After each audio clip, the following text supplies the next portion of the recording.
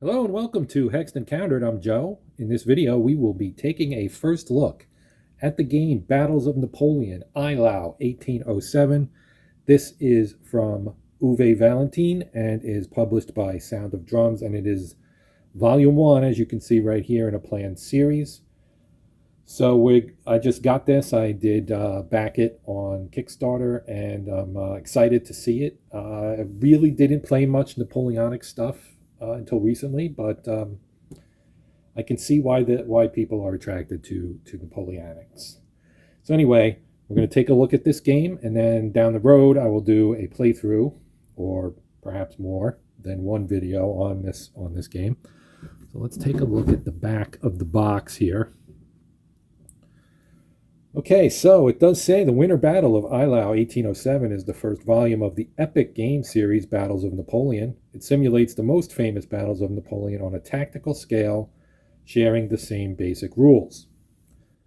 The game portrays the most important aspects of battles of the Napoleonic era with easy-to-learn rules and intuitive mechanics. The system focuses on the cat and mouse game of coordinating and timing of the various formations of the different arms. So it does use chit-based activation, as you can see, but they bring it to a new level by having the players decide which formation is activated when a chit is drawn. Formation may be activated several times per turn, but by each new activation, it performs less effectively.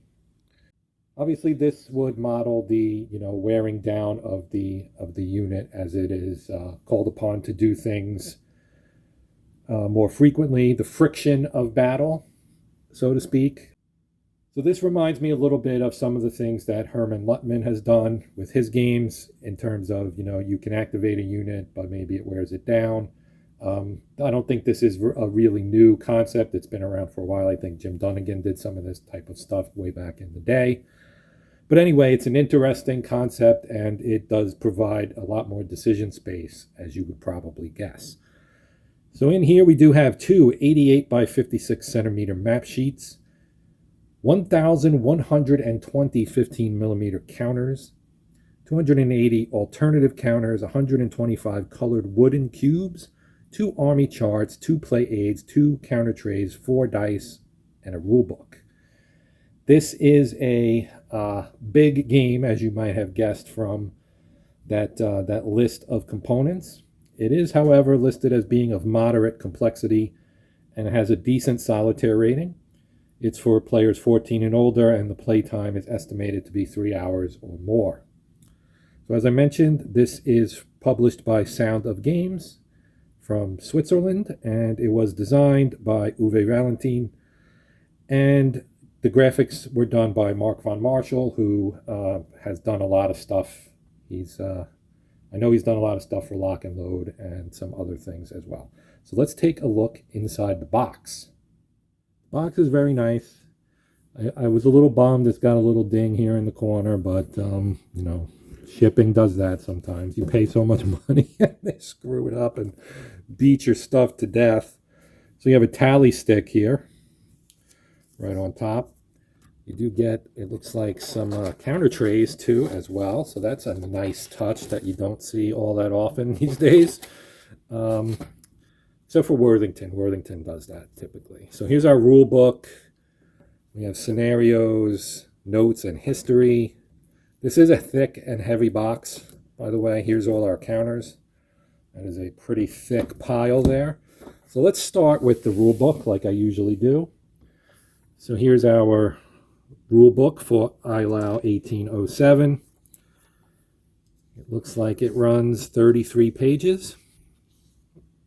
We do have case numbers here to make things a little easier to find. So obviously, how the game is played in Eylau 1807, one player controls the forces of the French Empire and the other the Russian army. Victory is determined when one army collapses. This happens by losing control over geographical objectives and army fatigue. All right. Organization of the rules.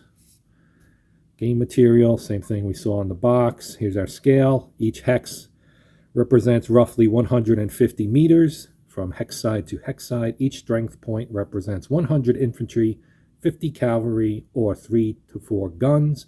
Each game turn is 60 minutes as indicated on the turn record track. Player wins the game if the opposing player loses its last army fatigue point. Here you can see we've got units here and how you read front.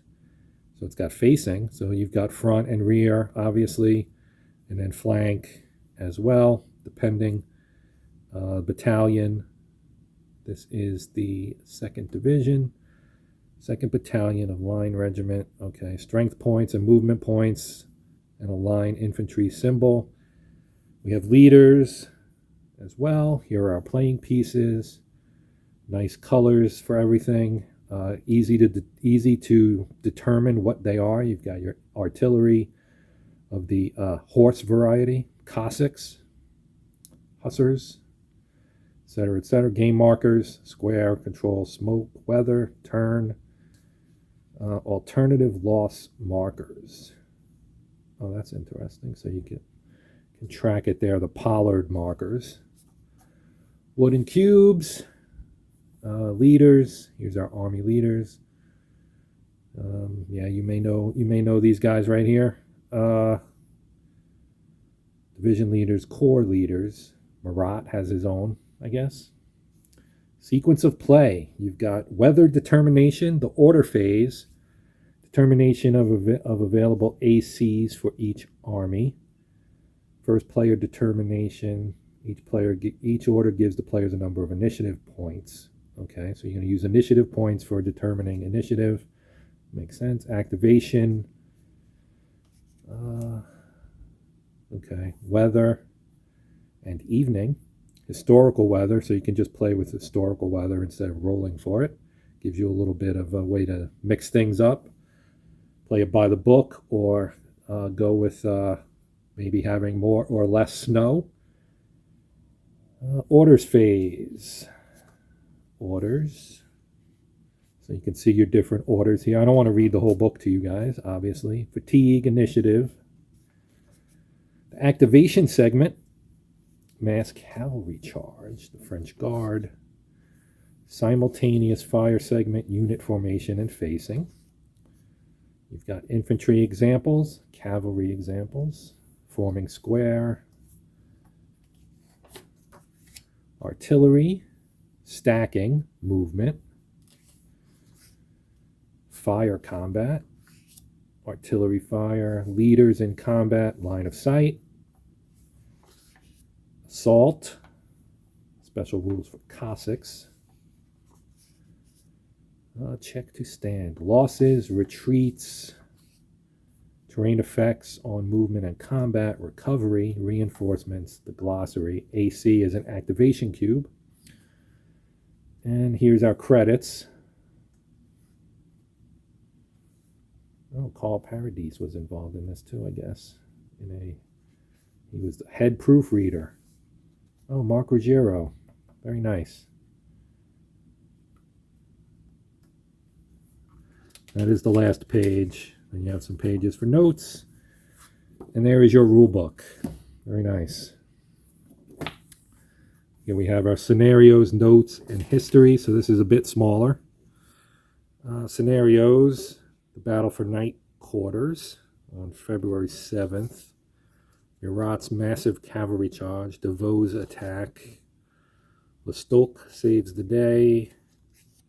The Battle of Eylau. So this would be, I guess, the main battle. Then we've got notes and historical background. I always really love this stuff. Excellent. Designer notes. A lot of designer notes. That's pretty good. Bibliography, etc., etc. Very nice. I'm very impressed with this. I was impressed with it when I saw the crowdfunding campaign for it. So here are the counters. So let me take the shrink off and we'll take a quick look at one of the sheets. There are a bunch of them here. So, and one just popped out in my finger here. So take a quick look at this here. So you can see LaSalle, Grouchy, etc., and some of the units. So we have leaders. You can see some line infantry here. again with strength or the typical movement and combat ratings here at the bottom, as you can see. And so those would be the French. Here we have some Russians. Markov.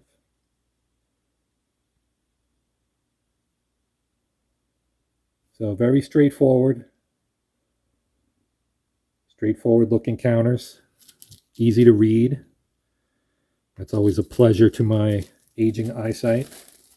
All right, let's see what else we've got. Here we have the Army Order of Battle for the French. I don't know if this will fit. I've got small space here. I've got too many games out at once, unfortunately, or fortunately, depending on your viewpoint. Well, that actually does fit. So yeah, you've got a little bit of shadow here from the rule books and the scenario book, the rule book and the scenario book, and the counters here at the top. But you can see your order of battle. Here's Napoleon, the French Guard, Cavalry Reserve, 3rd Corps, 4th Corps, 6th Corps, and 7th Corps, the various divisions underneath in those corps, etc., with all the leaders shown. And then the Russians, of course, have theirs as well. Take a quick gander at this one as well. So here you have Benningsen, the overall commander, and then wings. So they have the left, center, and right, plus the reserve, various divisions under their own leadership as well. So you can see everybody. This is really nice paper too, just like to point that out. The component quality so far has been really impressive. This is a very well done game in terms of that. Now we've got tables here. This is hard. This is not paper. It's a card. So you've got a player aid hard card, I guess. I guess they're all cards, but this is a hard card. You can't, I mean, I don't want to, it flexes, but it's thick. It's mounted, essentially. So you've got your fire combat and terrain effects chart here with the pictures. I always like that. It removes some of the ambiguity that you might encounter. And we've got our assault and charge table with stand and square roll. And then there's obviously a second one for the other player.